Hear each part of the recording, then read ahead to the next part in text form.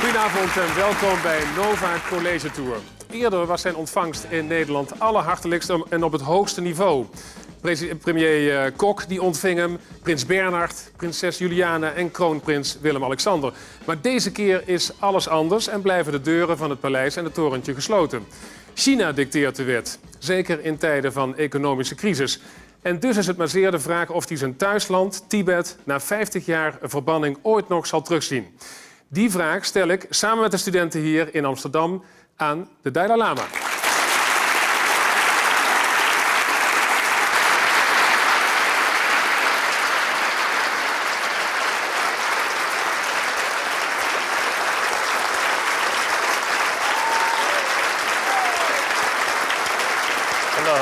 Hallo.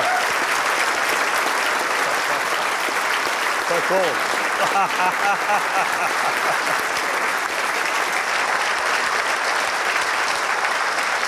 Orwe. Kenapa? Kenapa? Oh.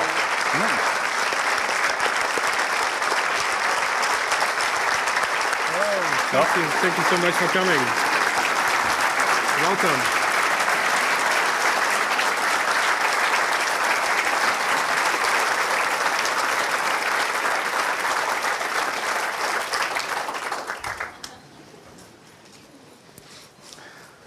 Please take a seat. How are you feeling? Are you in good health? Good. But one, organ, that's gallbladder, no longer here. So something missing inside. I'm asking because you had an operation, I think, last year on the gallbladder. That's right. You were in the hospital and... yes, hospital about 5 days. Right. But you feel recover, okay. Very speeded, Yes. very fast. So doctors also is a little bit surprised. So no worries. Completely normal, no problem. Yeah. No problem. Thank you so much for being in the Netherlands. Thank you so much for being here with the students in Amsterdam. I wanted to ask you, there is a special kind of relation between you and the Netherlands. A long time ago, in the 60s, Yes. 1966. True. There was a special television show, live broadcasted on the Dutch television, in the gardens of the Royal Palace, Paleis Soestdijk, presented by one of the most famous Dutch anchors, Mies Bouwman. And it was all to collect money for you and your people. Yes. And we have Mr. Brouwer. Yes. Brouwer. Kees How Brouwer. to pronounce? Kees Brouwer. Kees Brouwer. He was the person who organized it. We have some that's footage. You can see it here on the television. Oh. India, begin jaren 60. Tibetanen stromen met tienduizenden over de grens. Op de vlucht voor de Chinese bezetter. In Nederland leidt dat in 1966 tot de eerste grote televisieactie vanuit de circustent van Tony Boltini in de tuin van Paleis Soestdijk. Een televisieavond met Mies Bouwman. En een nog jonger Rob de Nijs. Prins Bernhard en Kees Brouwer zijn de drijvende krachten achter het evenement. Hoe brengen we die vluchtelingen verder? Hoe maken we de toestand voor hen weer hoopgevend? We have the granddaughter of Kees Brouwer here. She's sitting right here on... I see. Oh, Tibetan dress.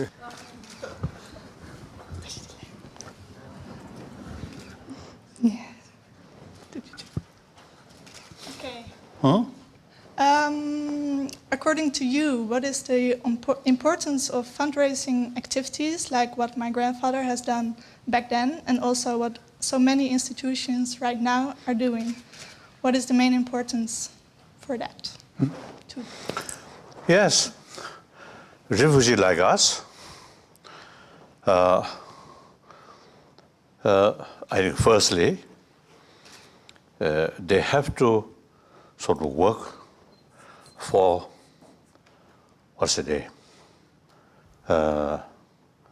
eventually stand on their own feet. So for that reason, initially, the fund help very necessary. But sometimes too much sort of help. Sometimes people becoming more lazy, I think. And then take for granted without working, just so that.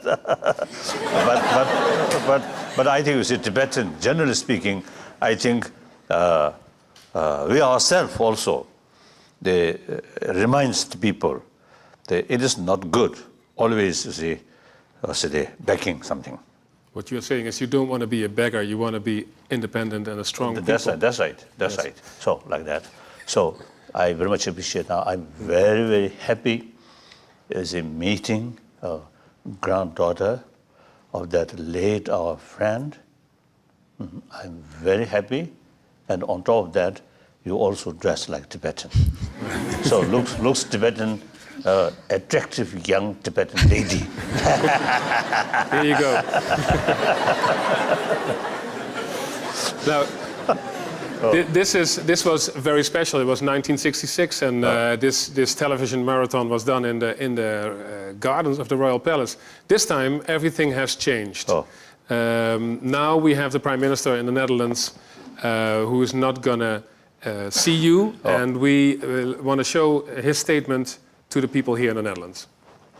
Ik ben ervan overtuigd dat een ontmoeting van mijzelf met de Dalai Lama niets toevoegt aan het gesprek dat de minister van Buitenlandse Zaken met hem zal hebben, anders dan dat het zal bijdragen aan een hardere confrontatie met China. Do you know what has changed in those over 40 years between you and the Dutch officials and the Royal Palace since they are not receiving you anymore?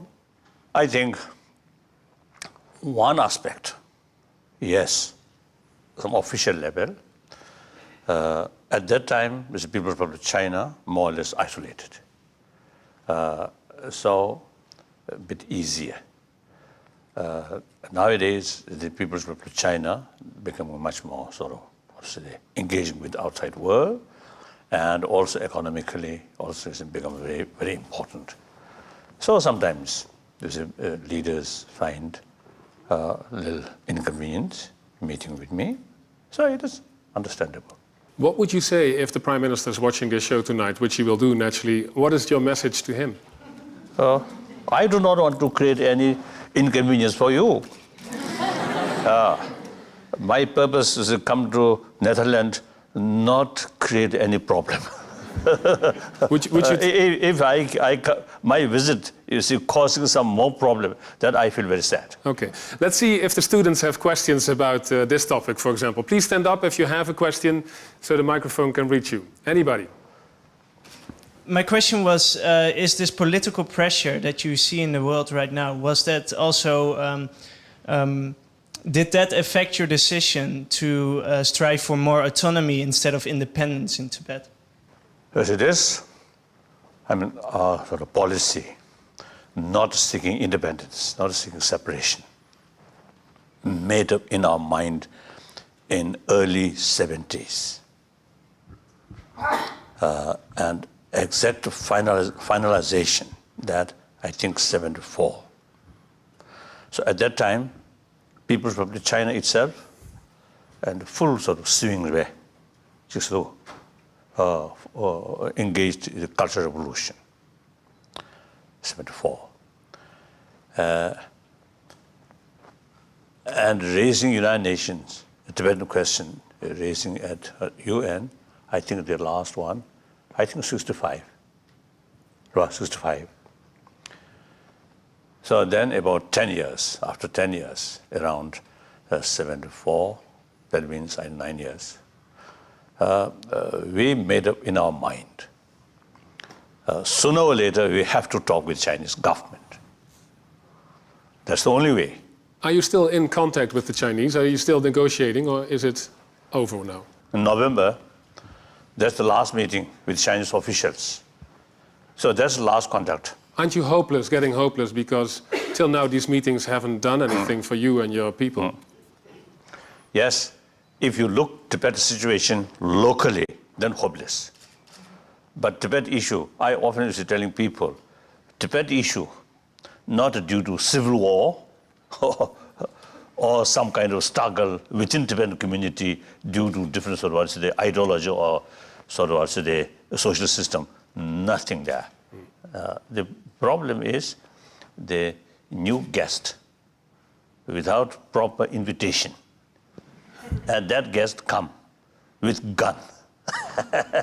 So that's the problem. That started the problem. If you were the leader of China, what would be the first thing you would do for the Tibetan people? That I'm Tibetan. So I will be more favor for Tibetan. I don't know. That's a silly question. Sorry. You should know. You see, my sort of way of talking people, very frank, and sometimes quite blunt. Yes. So sorry. That's a Dutch habit, actually. Yes. Really? Yes, it is. Oh, Dutch are very blunt. This gentleman here in the blue T-shirt. I work as a tour leader in China and Tibet. Tour guide. Yes. Tour. Is there any recommendation you have for people visiting Tibet so they can more clearly see the reality behind the facade? Chinese government must invite more people, particularly the media people. Let them see. Chinese government, I think, should proudly to show the reality. But recently, I think some German parliament member, I think four of them visited Tibet. Chinese government allowed, but later they stayed. You see, everywhere they went with Chinese security personnel and everything arranged. So, you see, you should ask the Chinese authority, since you are saying things are good, so we want to see the reality without restriction. We have footage of the situation, as you call the troubles, last year after the Olympics. There was footage smuggled out of your country of tortures, of people being arrested. Let's have a look.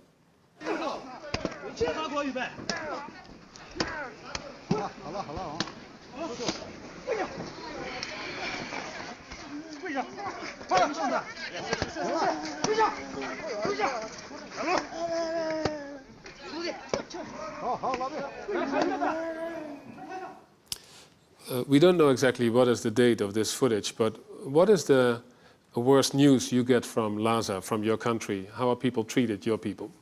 Have you seen one report, now you see, leak out, which some Chinese, I think professors, some, I think, student visit Tibet. I think, as far as I know, two places, one Lhasa area, one in Amdo area, and they assess what are the causes of this crisis. Assess all. Then, in their report, they state, although some impact from outside there, but main causes is within Tibetan community due to the policy regarding religion, regarding education, and some other things was mentioned. Due to these wrong policy, Tibetan generally get a lot of disappointment or resentment. That's the main reason. Questions? I'm a student from London. I'm really nervous. Tibetan? Yeah, Cheka. Cheka. And I'm really nervous now. Okay, it's really difficult because we receive a lot of rejection, because even though we try to just be friends, make a friendship, we get a lot of rejection, like, oh, those Tibetans, they always argue, they always protest, they just want to do this, and they belong to the Dalai clique. And it's really difficult to deal with this rejection when we talk to them and we try to be honest, and they tell us, like, we don't want to be associated with you. So how do you see this discourse in the future be dynamic and not just one-sided? Thank you. Since last year crisis, that March crisis happened. Then April, I was in America, and then May, and I was in Germany and England. Wherever I go, some Chinese, some cases I think a few hundred, some cases I think about 100, always follow for demonstrations. Then one occasion in America, Rochester, actually I met some young Chinese protesters. I think 7 of them I met. 2, you see, willing, listen my explanation. But remaining 4 or 5, you see, no interest, you see, they listen, you see, my explanation. Just, you see, showing their anger, too much emotion. And fortunately, between us is a big table. Otherwise, they may, what's the day? Otherwise, they could have slept. Oh, too much anger, too much anger. They won't listen. It's my talk, my explanation. But we kept our sort of, what's the day, effort, reach out continuously. Then, I think June or July in Australia, no Chinese demonstrations since then. So, we need more determination. After all, we have truth. We have nothing to lose. We have nothing to hide. It is their side. When we argue, when we talk, then sometimes, you see, their side become more weak.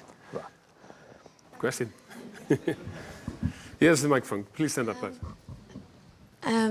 My question was actually about the younger Tibetans inside of Tibet.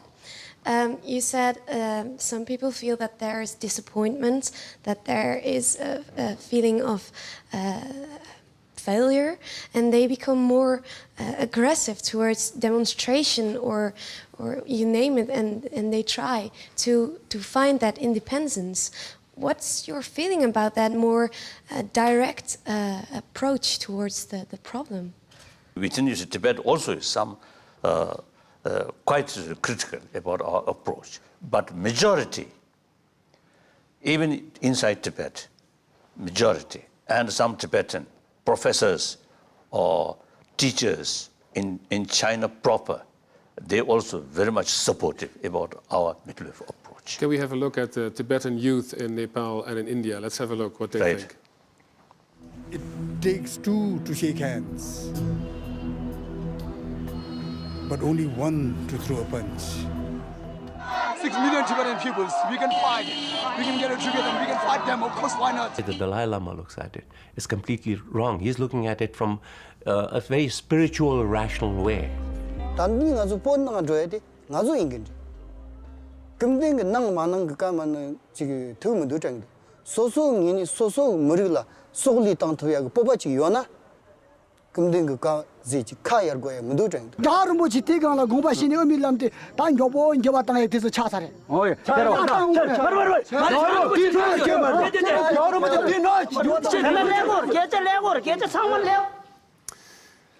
There's fierce debate within your own ranks. Young people are debating what you should do. Yes. What would happen if tomorrow a young Tibetan would act a terrorist crime on Tiananmen Square in Beijing? What would happen? What would be the result? As far as non-violent is concerned, even youth organization fully committed that. The Chinese government, you see, accusation, youth organization are considered as terrorist, and sometimes Dalai Lama also terrorist. And our elected political leadership also they consider as a terrorist. So that I don't know. That I don't know.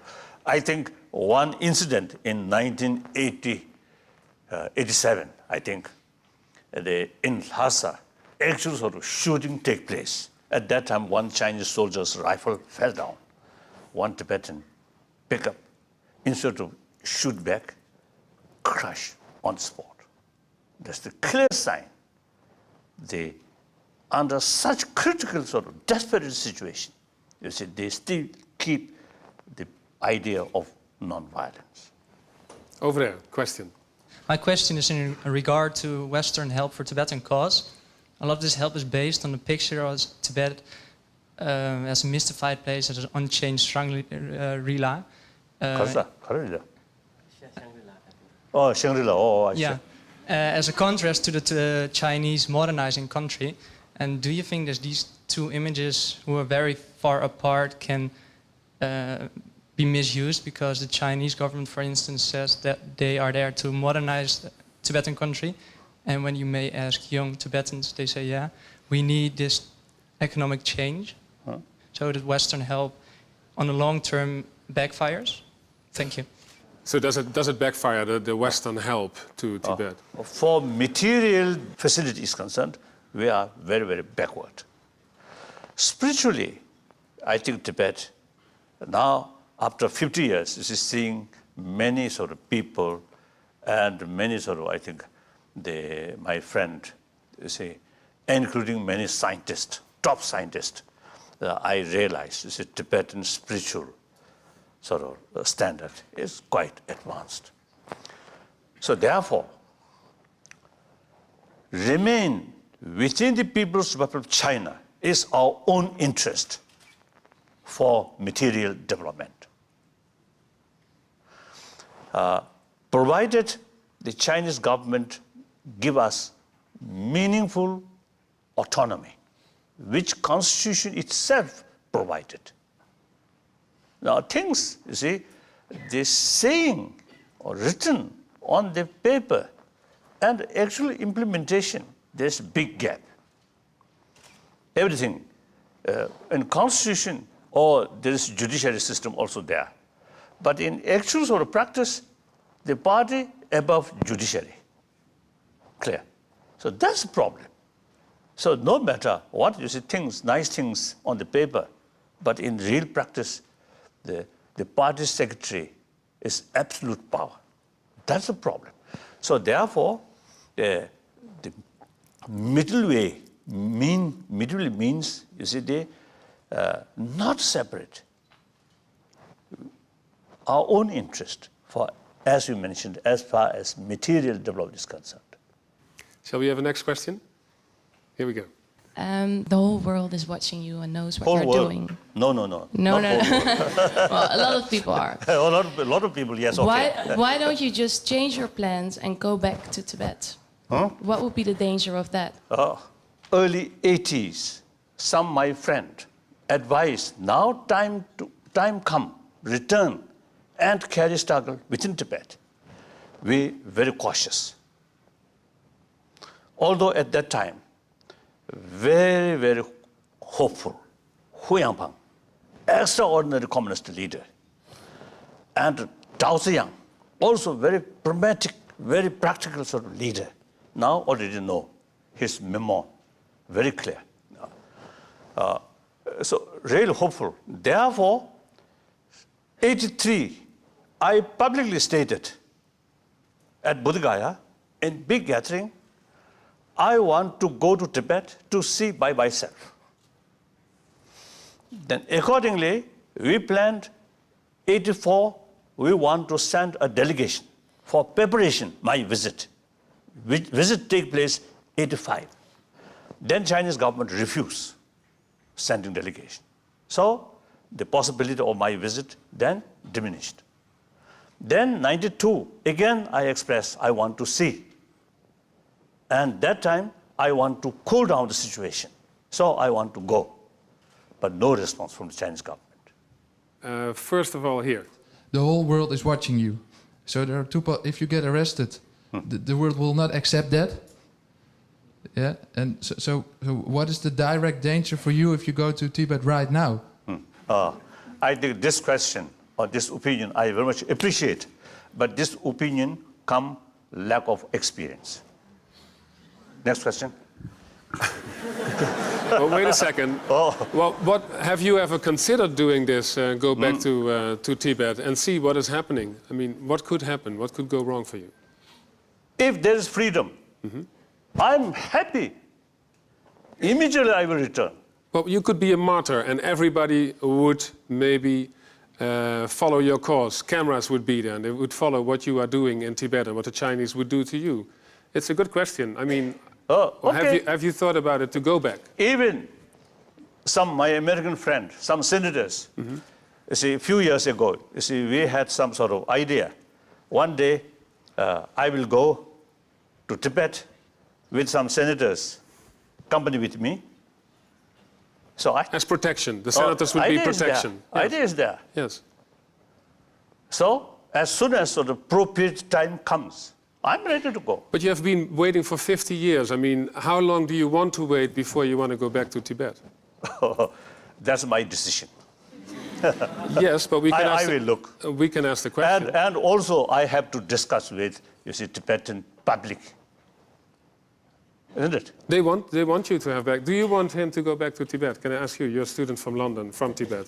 Do you want the Dalai Lama to go back to Tibet? Of course, everybody would want the Dalai Lama to come back, but I mean, as he said, the lack of experience is that even though everybody's watching the Dalai Lama, where in all these 50 years, where were the governments? Where were the interference from the different countries?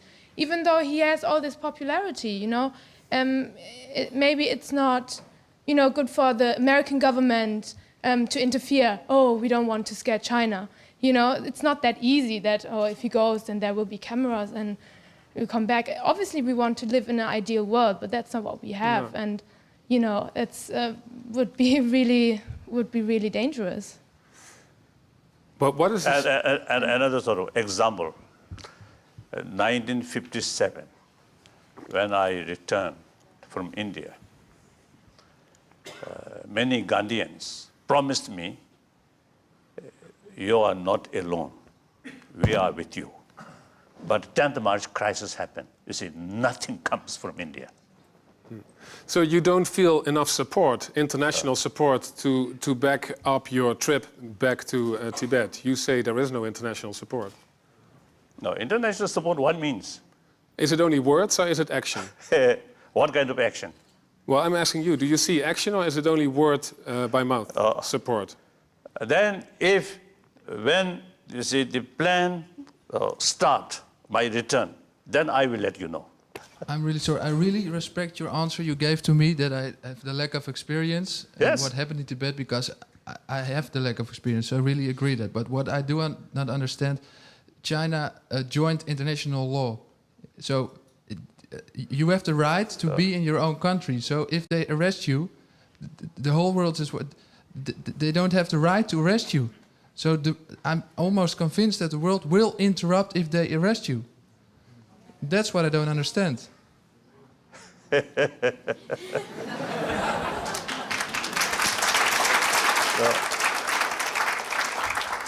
Not that simple. Do you think you will ever return in your lifetime to Tibet? Yes, we feel like that.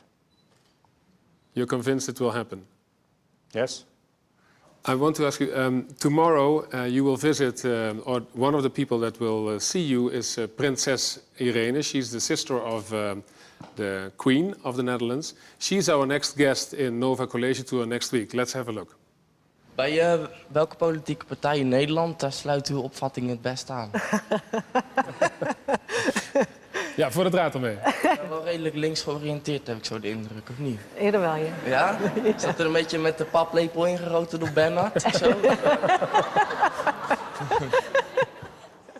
That's yes, Princess Irene. One last question to you, because I know you are very busy. Will you meet Queen Beatrix these days in the Netherlands? Is there any meeting with her or the Crown Prince? I don't know. I don't know. Up to organizer. I don't know. What do you hope? I think the mother, maybe mother. Princess Juliana. The Prince Bernhard or something. Bernhard, yes, Prince Bernhard. That's the father of Princess Irene. Oh, I met him in the palace, and I think at that time, I think he also, involved the, Tibetan fundraising, work. I think. Yes, he did fundraising too for you. Yes, that's right. Yeah. That's right. And there, briefly I met the Queen. The Queen. Yeah. Very nice lady. Certainly. And I the special sort of, my impression was, you see, she also is fond because of the cycle. Bicycle. Oh, that's good, isn't it? A queen, go like that. Very good. Oh, at the airport, one reporter asked me, what is the message to Dutch sort of what's the student or young people? Then I responded, I have no particular sort of message to Dutch youth. Basically, you are the generation of the 21st century. My generation, I think you, perhaps I think half, maybe. My generation is belongs 20th century. Now, anyway, sadly, 20th century become like century of war, century of bloodshed.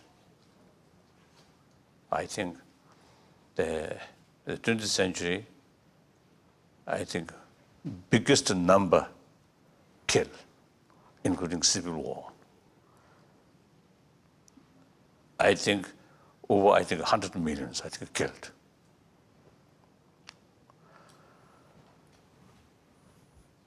So then, this century, I always earnestly, you see, appeal to you. This century should be century of dialogue. Why? Problem, disagreement, always there. So we need some realistic, effective method to solve the problem. If you then, two ways. One, violence way, use force. One, dialogue. We are a social animal. No matter how strong one individual, their survival very much based on the rest of the community. So I myself consider one of the 6 billion human beings, nothing special. So for my own future, I have to take concern for the rest of the humanity. The rest of humanity happy. Our planet safe. I get maximum benefit. There's no point to think just oneself and forget other. That's a foolish way. That's unrealistic. Particularly today's world,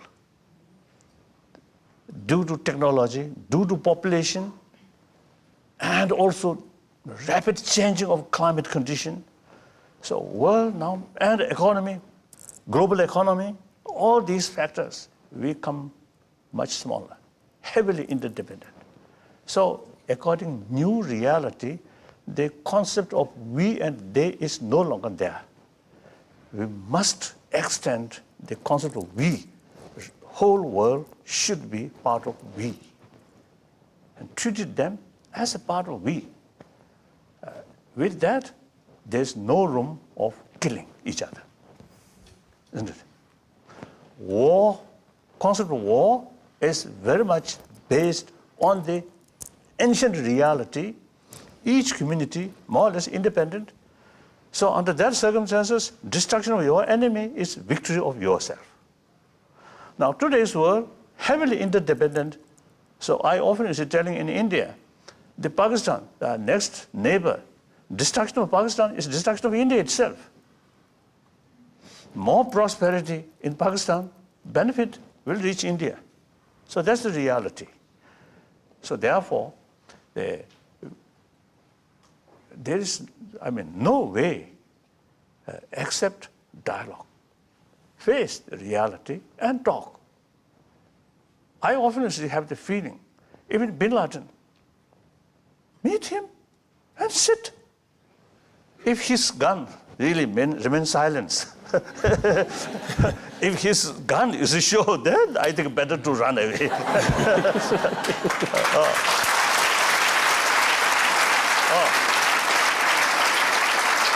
see, sit with him, listen. What is his sort of complaint? And just, you see, destroy some important building in America, not a solution.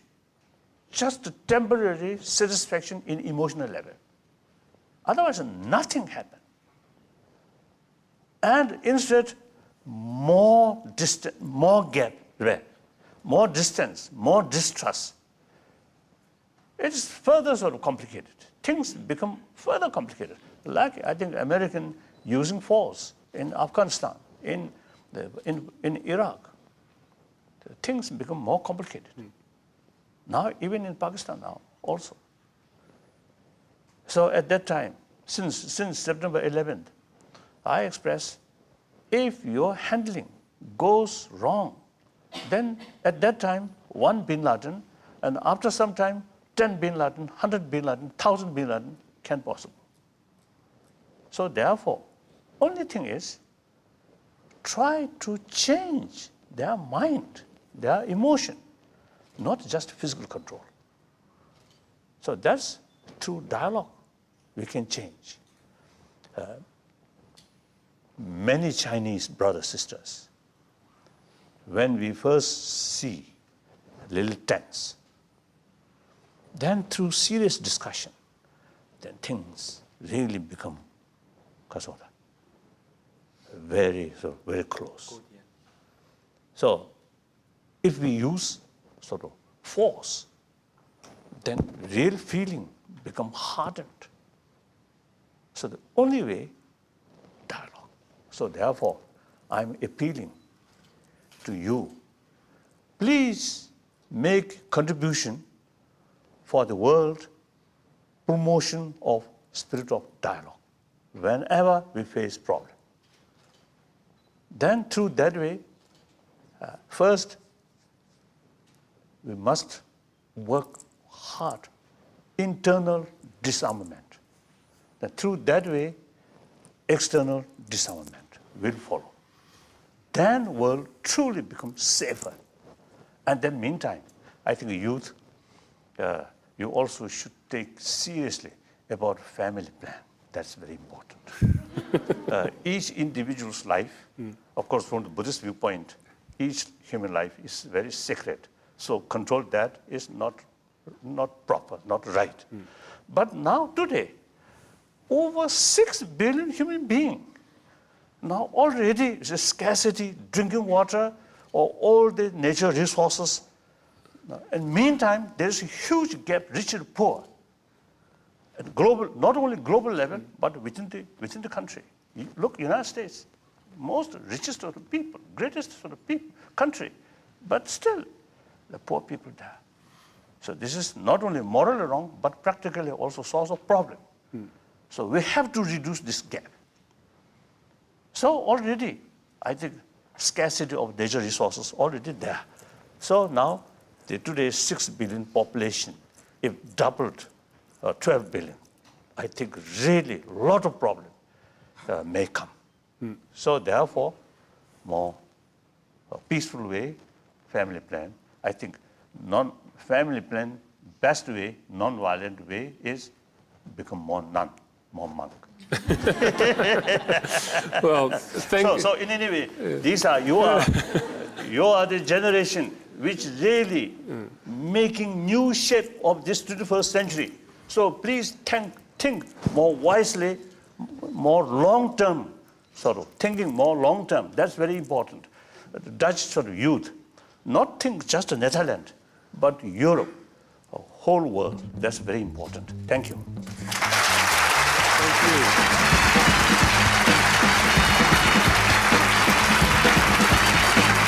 Thank you once again. Thank you so much. Thank you so much for your time.